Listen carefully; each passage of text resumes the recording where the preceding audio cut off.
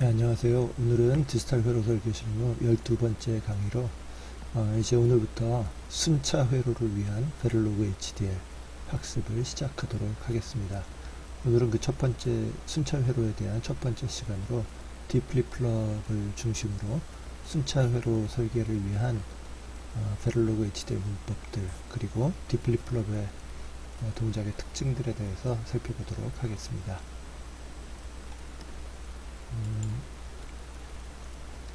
예, 그 교재 책으로는 디지털 회로 설계 실무 책으로는 파트 2의 제5과 베를로그 HDL 학습 네 번째 5.1.1.1단원하고 5.2.1.1단원 예, 학습 부분과 실습 부분이 되겠습니다.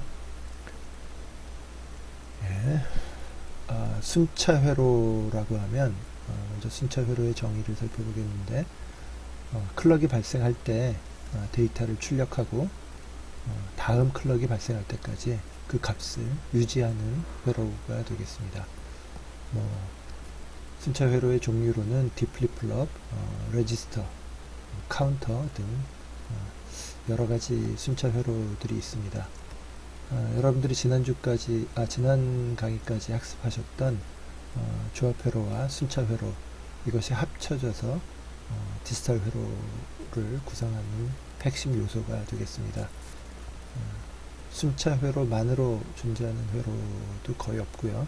또 조합 회로만으로 존재하는 회로도 사실 그리 많지 않습니다. 그래서 순차 회로와 조합 회로를 결합해서 설계를 해야 되겠죠. 순차 회로를 조합 회로와 결합해서 활용을 해야 된다를 말씀드리고요. 그래서 이제 그 단일 디플립플럽을 베를로그 HDL로 구현하도록 해보겠습니다. 디플립플럽의 그 회로도 디플립플럽 하나니까 거의 심벌 하나가 존재하는데 리셋이 들어와서 여기 그 버블이 붙어 있어요. 그래서 이거는 반전돼서 즉 이 리셋이 로우일 때 이 내부적으로는 하이가 되겠죠. 요 버블을 제외한 나머지 부분은 하이 액티브 리셋이라고 보시고 어싱크로너스 리셋이 로우일 때 출력이 로우가 되겠고 그 다음에 클럭이 발생했을 때 DIN이 출력으로 전달이 되겠습니다. 그래서 베를로그 HDL 코드, 디플립플럽에 대한 베를로그 HDL 코드를 살펴보겠는데요. 이와 같습니다. 모듈하고 디플립플럽, 인풋, 리셋, 클럭, DIN 이렇게 이제 원비트짜리 입력 3개가 있고요. 출력은 Qout 하나인데 여기서 보시면 아웃풋 Qout이 아니라 그 앞에 REG라고 타입이 정의가 되어 있습니다. 이건 Qout 신호가 레지스터 타입이라고 하는 건데요. 뒤에도 설명을 드리겠지만 이 플립플럽의 출력이나 카운터의 출력 같이 클럭이 발생했을 때 신호의 상태가 변하고 다음 클럭 발생할 때까지 이 상태를 유지해야 하는 그런 신호에 대해서 레지스터라는 타입을 선언하게 되어 있습니다. 뒤에 다시 좀 더 자세하게 설명을 해드리겠습니다. 이게 레지스터가 처음에 헷갈리는데 어느 정도 그 익숙해지시고 나면 그리 어렵지 않게 사용하실 수가 있어요. 자, 그 다음에 또 새롭게 등장하는 문법이 always 구문입니다. always at 괄호 열고 neg 엣지, 네거티브 엣지의 리셋, 즉 그 falling 엣지의 리셋일 때 반응한다는 뜻이고요. 그 다음에 force 엣지, 클럭. 그래서 이제 그 포지티브 엣지, 클럭의 포지티브 엣지에서 동작을 한다는 것이고요. 이 always 구문에 대해서도 다시 한번 뒤에 설명을 해드리겠습니다. 그리고 if문이 나와요. if 괄호 열고 reset equal 0 이거는 비교 구문이니까 조합 회로에서도 사용했었던 거죠. 그래서 만일 괄호 속의 상태가 참이면 그 다음 줄 즉 10번 라인 Qout에다가 0을 출력한다. 이게 이제 실행이 되고요. 만일 이 9번 라인에 reset equal 0이냐 이게 거짓이라면 else로 와서 이게 참이 아니라면 else, 나머지는 이제 뭐 if문이 이게 참이 아닌 나머지는 리셋이 0이 아닌 경우겠죠. 근데 이 always 문이 구동되고 나서 리셋이 0이 아닌 경우는 클럭의 라이징 엣지, 즉 always 문 안에 있는 이 두 가지 조건 중에 리셋 조건은 9번에서 판단해서 10번으로 처리를 하고요. 리셋 조건이 0이 아닌 나머지 경우가 클럭의 라이징 엣지 경우예요. 이 경우에는 qout에다가 din을 출력한다. 이렇게 해서 그 8번부터 12번까지 해서 always 문이 종료가 되겠습니다.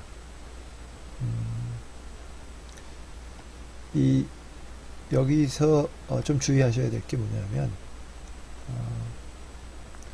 always 문의 시작은 always 문 선언에 의해서 8번에서 시작됐다는 걸 알 수 있는데 always 문이 언제 종료되어졌는가 라는 것에 대해서 따로 선언이 없어요.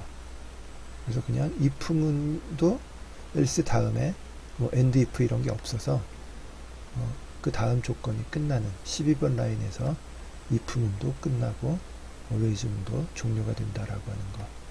이게 조금 언제 끝나는지가 약간 애매한 느낌이 좀 있습니다. 그래서 이걸 설계하실 때 주의하셔야 되고요. 문법적으로는 오류가 없습니다. 그래서 마지막에 end 모듈 이렇게 해서 종료를 해주시면 디플리플럽에 대한 Verilog HD의 코드가 완성되겠습니다. always 문이 언제 시작하고 언제 끝나는지 이게 애매하다, 헷갈릴 수 있다. if 문도 언제 시작하고 언제 끝나는지 잘 모르겠다. 익숙해지면 큰 어려움이 없겠지만 그러나 그런 것을 또 예방하기 위해서 시작과 끝을 명확하게 할 수 있는 보완적인 방법들이 있어요. 그거는 좀 뒤에 설명을 해드리도록 하겠습니다. 자, 앞에서도 잠깐 말씀드렸지만 레지스터 타입에 대해서 한 번 더 설명을 드리겠습니다. 클럭이 발생할 때 값을 발생시키고 유지해야 하는 신호에 대하여 어떤 신호의 값이 조합회로 같은 경우는 입력이 변화하는 것이 출력으로 바로 전달이 되기 때문에 값을 유지한다라는 개념이 없습니다. 그런데 이제 순차회로에서는 리셋과 클럭에 의해서 값이 정의가 되고 그 다음에는 다음 상태의 변화, 즉 클럭의 라이징 엣지, 다음은 라이징 엣지가 될 때까지는 현재 값을 유지해야 하는 그런 특징이 있죠. 출력들이. 그래서 이제 그럴 때 유지하는 신호에 대해서 레지스터 타입을 선언해 주어야 합니다. 이건 반드시 선언을 해 줘야 돼요. 그렇지 않으면 문법 오류가 발생합니다. 그런데 이게 출력에만 선언하는 것이 아니라 내부 신호에서도 플립플롭이나 카운터가 그 출력물이 출력 신호가 꼭 이 회로의 출력으로 나가는 것이 아니라 디플립플롭의 출력이 내부 신호로 활용이 되거나 그러는 위치에서도 레지스터로 선언을 해줘야 됩니다. 그러니까 이 출력이든 아니면 내부 신호든 값을 유지해야 하는 성격의 신호들에 대해서는 반드시 레지스터 타입을 선언을 해주셔야 돼요. 그래서 아웃풋에 대한 레지스터 선언하는 그 예를 살펴보면 앞에서 살펴봤지만 아웃풋 REG, Dout 뒤에 또 이어지는 신호가 있으면 컴마로 구분을 해주면 되겠죠. 그리고 내부 신호에 대해서 레지스터로 선언하는 방법은 REG를 먼저 하고 그 다음에 7대 0, 그 다음에 DQ 이렇게 하면 DQ가 레지스터 타입으로 8비트다 라고 하는 것을 아실 수가 있습니다. 내부 신호에 대해서 설정하는 것은 와이어 타입하고 REG냐 와이어냐만 바꿔주면 유사한 형태로 선언을 할 수가 있죠. 근데 조합회로에서는 출력에 대해서는 조합회로 결과 출력에 대해서는 아무런 타입 선언이 없었는데 순차회로에서는 아웃풋에 대해서 레지스터라고 선언을 해 주셔야 한다는 겁니다. 그래서 조합회로의 와이어 타입과 유사하지만 그러나 서로 다른 결과를 유사하지만 다른 용도로 활용되어지는 타입이 레지스터 타입이라 기억해 두시면 좋겠습니다. 그 다음에 always 문이 있고요. always 문은 always 골뱅이 그 다음에 뒤따르는 괄호 안에 나열된 신호가 sensing list라고 해요. 그래서 sensing list에 복수의 신호가 나열될 수 있는데 sensing list 신호의 상태가 변할 때 always 문이 동작을 하게 되겠습니다. 그래서 클럭에 의한 값을 설정을 할 때 그리고 리셋에 의해서 어떤 조건을 설정할 때 사용이 되어집니다. 그리고 포스 엣지 혹은 네그 엣지와 함께 사용해서 라이징 엣지냐 폴링 엣지냐를 지정할 수가 있습니다. 그리고 always 문 내부에서는 라인 always 문이 시작이 되고 나면 라인 순서대로 판별해서 실행을 하도록 하겠습니다. 그리고 앞에서 말씀드린 것처럼 always 문 종류 부분에 대해서는 따로 특정하지 않아도 문법적으로 오류가 없기 때문에 이 부분에 대해서 조금 주의할 필요가 있는데 뒤에 그것을 좀 혼동을 예방할 수 있는 방법을 소개해 드리도록 하겠습니다. 그리고 또 이제 나왔던 그 문법이 if 문이에요. if 문은 반드시 always 문 내에서 사용되어져야 하고요.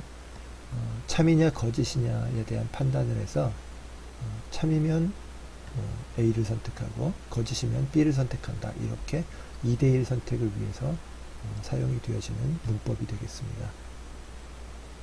그래서 첫 번째 판단 조건 if 문에서 거짓이라면 그 참인 경우를 실행을 한 그 다음에 그게 참이 아닌 경우에는 else if 그래서 다시 또 다른 첫 번째에 이은 두 번째 판단 또는 세 번째 판단을 계속해서 else if 어떤 조건, else if 어떤 조건 이렇게 순서대로 사용을 할 수가 있습니다. 그리고 맨 마지막 앞에서 정의한 조건 이외의 나머지 모든 경우에 대해서는 else로 기타 모든 선택을 지정하게 되겠습니다. 앞선 디플립플롭에서는 리셋 조건 이외의 나머지 모든 경우가 클럭이 발생하는 경우라서 디플립플롭 같은 경우 리셋, 클락 두 가지 조건에 의해서만 반응하기 때문에 if 다음에 바로 else에서 나머지가 선택이 됐었죠. 그리고 if문 속에 if문을 종속적으로 사용할 수가 있습니다. 뒤에 그 순차회로 강의를 보시다 보면 예문이 소개될 테니까 그때 설명을 드리도록 하겠습니다. 자, 이제 그 디플립플롭에 대한 싱글 디플립플롭에 대한 실습하기를 해보도록 하겠습니다. 입력으로 리셋 클락 DIN이 있었고요. 그 다음에 출력으로 Qout이 있죠. 그래서 살펴보시면 리셋과 클락 입력을 이렇게 리셋은 처음에만 잠깐 로우였다 하이 이 리셋 조건일 때는 D 입력 클럭과 관계없이 Qout은 로우가 되고요. 그 다음에 이제 클럭이 발생을 하기 시작하면 클럭의 라이징 엣지에서만 DIN의 상태를 Qout으로 전달을 하게 되죠. 그래서 여기서는 로우, 여기서는 하이. 그리고 중간에 DIN이 로우로 떨어졌다가 하이로 올라가도 이건 클럭의 라이징 엣지 위치가 아니기 때문에 그냥 하이가 유지가 되다가 다음에서 다시 하이. 이제서야 비로소 DIN이 로우 구간에서 클럭이 라이징 엣지니까 이때 출력이 로우로 떨어지고요. 중간에 잠깐 하이로 바뀌어도 클럭의 라이징 엣지가 아니니까 로우가 유지가 됩니다. 그리고 다음에 클럭의 라이징 엣지에서 하이로 변하고요. 이어집니다. 이렇게 순차 회로에서는 조합 회로에서 나타날 수 있는 그 게이트 조합이라든가 이런 것에 의해서 딜레이들에 의해서 글리치성 신호가 발생할 수 있는데 이것을 클럭에 의해서 마치 그 필터링 해주는 것 같은 그래서 정렬해주는 그런 효과가 있습니다. 그러면 이제 입력을 reset clock DIN을 이 그림과 같은 조건으로 한번 설정을 해서 시뮬레이션을 해보도록 할 텐데요. 그래서 먼저 이제 교재 143페이지서부터 이거는 그 제 2판 기준의 페이지가 되겠습니다. 그래서 5.2.1.1단원을 보시면 1판이든 2판이든 5.2.1.1단원을 참고하시면 되겠고요. 이번에 그 새로운 프로젝트를 생성을 하셔서 진행해 주시면 좋겠습니다. 조합회로에서 계속하면 파일도 너무 많아지고 혼란을 좀 초래할 수 있으니까 시퀀셜의 seq_lab라고 하는 프로젝트를 새로 생성해서 사용해 주시고요. 그때 디바이스와 패키지 FPGA에 대한 XC7A 15에 대한 그 디바이스와 패키지 256T FPGA에 대한 그 패키지 타입을 정확하게 설정을 하셔서 진행을 하셔야 되겠습니다. 그래서 이제 디플리플롭에 대한 실습을 하는데 verilog HDL 코드를 작성을 하고 시뮬레이션을 진행을 할 텐데 my_d_ff.tcl 파일을 작성해서 적용을 할 텐데 교과서에도 나오고요. 바로 이어지는 슬라이드에서도 소개를 해드리도록 하겠습니다. 그 다음에 한번 시뮬레이션을 해보신 다음에 tcl 파일의 din 입력 값을 좀 수정을 해보면서 한번 시뮬레이션을 반복해서 적용해 보시기 바랍니다. 그리고 회로에 대해서 RTL 회로와 synthesis 결과 회로를 한번 확인해 보시고 임플리멘테이션 결과 유틸리티가 이번에는 그 룩업 테이블 뿐만 아니라 디플리플롭도 몇 개 사용되시는지를 한번 관찰해 보시기 바랍니다. 자, 이게 그 시뮬레이션을 위한 my_d_ff.tcl 파일이 되겠습니다. add 처음에 리스타트는 시뮬레이션 처음 스타트하는 거고요. add_false reset 타임 0 나노세컨드일 때 1이었다가 1피코세컨드에서 잠깐 0이 되는 거는 시뮬레이션 목적으로 처음에 폴링 엣지를 인위적으로 연출을 하는 거고요. 그 다음에 100나노세컨드에서 1이 되고 나서 쭉 이어서 1로 유지가 되어지는 신호에 대해서 이렇게 설정을 합니다. 그리고 그러니까 이거는 시간이 뒤에 또 다시 바꾸고 싶으면 또 중괄호 열고 어떤 값, 그 다음에 시간 이렇게 이어서 여러 가지를 정의할 수가 있어요. 자, 그 다음에 이제 add false clock 주기 신호에 대한 설정을 할 건데 0나노세컨드에서 0, 그 다음에 50나노세컨드에서 1, 마이너스 붙이고 여기 빈칸 없습니다. 마이너스 repeat underbar every 100나노세컨드. 그래서 100나노세컨드 주기마다 하프 듀티로 로우, 하이가 반복되어지는 신호입니다. 그 다음에 이제 DIN 신호 이렇게 쭉 있는데 이거는 이 타이밍 차트의 DIN 값들을 구현을 해본 거예요. 그래서 이런 결과가 나오도록 이 TCL 파일을 작성해서 여러분들이 시뮬레이션을 진행을 해보시기 바랍니다. 13번째 강의에서 지금까지가 이제 12번째 디플리플롭에 대한 내용이 되겠고 13번째 강의에서 다룰 내용은 5.1.1.2 단원이 되겠는데 엣지 디텍트 어떤 신호에 엣지 디텍트 하는 회로를 verilog HDL로 학습을 해보겠습니다. 그리고 그거에 대한 실습을 진행을 하도록 하겠습니다. 이제 12강 마무리하겠는데요. 순차 회로에 대한 문법이 몇 가지가 새로 소개가 됐습니다. 레지스터 타입에 대해서, 그리고 always 문에 대해서, 그리고 if문에 대해서, 그리고 TCL 파일에서는 시뮬레이션에서는 반복 신호에 대해서, 주기 신호에 대해서 설정하는 방법을 알아봤는데 여러분들이 반복해서 직접 실습을 해보시기 바랍니다. 그리고 혹시 질문이나 건의사항이 있으면 아래에 유튜브 아래에 그 댓글을 달아주시기 바라고요. 또 inform@geos.co.kr로 메일 보내주셔도 좋겠습니다. 예, 이상 수고하셨습니다. 다음 강의에서 다시 뵙도록 하겠습니다. 감사합니다.